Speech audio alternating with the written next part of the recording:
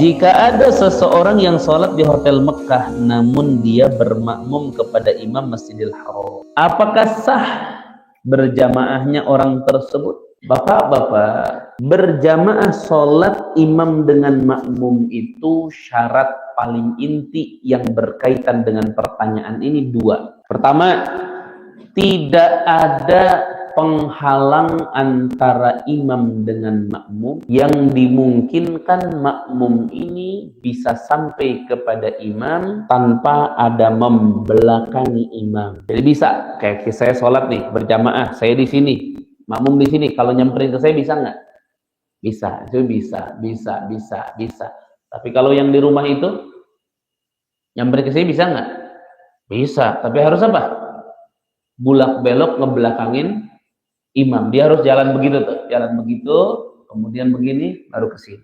Jadi dimungkinkan mururnya si makmum kepada imam min ghairi in'ithab wal i'wijaj. Yang kedua, tidak boleh makmum sama imam ini berbeda tempat. Berbeda tempat dalam artian makmumnya di satu tempat, imamnya di satu tempat yang tidak mungkin dipertemukan. Kayak contoh misalnya ini masjid, punten, itu rumah, ada orang di dalam rumah, ini di dalam masjid. Mereka nggak beda tempat tuh. Yang kalau datang ke sini nyambung ke yang tadi murur itu membutuhkan apa? Bulak belok dan lain-lain. Intinya di dalam madhab Syafi'i, sholat di hotel Makkah dengan imamnya yang di Masjidil Haram berjamaahnya tidak sah. Kecuali di hotel dalam artian di lobinya di bawah yang nyambung dengan makmum di jalan, nyambung makmum ke makmum sampai ke Masjidil Haram, sampai ke imam, itu sah. Tapi kalau di kamar hotelnya, di kamarnya, Allahu Akbar, kamarnya dikunci pintunya, nah itu dalam madhab Syafi'i tidak sah. Tapi kalau di hotel di lobinya di bawah nyambung dengan makmum yang di bawah pinggir jalan, itu sah dalam madhab Syafi'i. Perhatikan, seperti contoh misalnya hotel yang paling sering dipakai sholat itu yang agak banyak ke daerah Ajiat. Kalau kita ke daerah Ajiat tuh, itu gerbang Masjidil Haram, ini di Ajiat. Itu di luar-luar hotel itu di bawah pada sholat berjamaah. Termasuk saya berapa kali sholat tarawih itu di lobi hotel di bawahnya. Tapi makmumnya nyambung. Makmum ini nyambung, itu sah dalam madhab Syafi'i, madhab kita. Tapi kalau di kamar hotel sendirian, nah itu tidak sah dalam madhab kita. Tapi kalau dalam madhab Imam Malik, sah. Boleh, silahkan.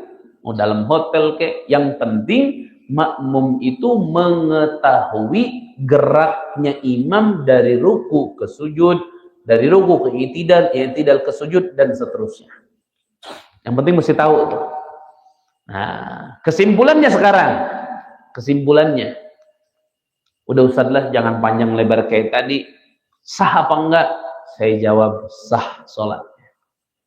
Yang di kamar apa yang di lobi? Yang di kamar sama yang di lobi. Kenapa? Karena kalau urusan di Mekah bukan satu madhab yang dipakai, tapi 4 madhab dipakai di Mekah itu. Jadi saya lebih mendukung ketika di Mekah sah itu sholat. Lain kalau di kita di masjid di kita, saya akan fatwa dengan fatwa Imam Syafi'i seutuhnya. Tapi kalau di Mekah tidak. Ya kayak contoh bapak-bapak pun lagi tawaf, nggak sengaja tiba-tiba tangan bersentuhan dengan perempuan, bukan mahram nih, nggak sengaja. Dalam madhab Syafi'i kan batal. Nah kalau di Masjidil Haram lagi tawaf bareng-bareng batal, emang wudunya di mana? Sekarang wudunya mesti keluar dulu. Nanti dari pintu sofa atau pintu marwah, muter lagi keluar, muter lagi, baru ke dalam lagi. Jauh wudhu. Walaupun tetap saya selalu siasati ke beberapa jamaah. Ya.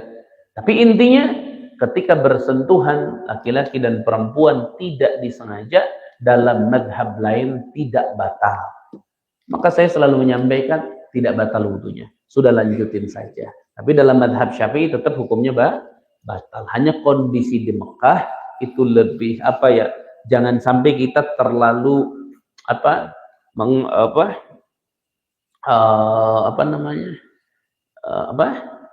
hanya memfokuskan madhab Syafi'i saja sehingga umat sedikit berat kondisi di sana.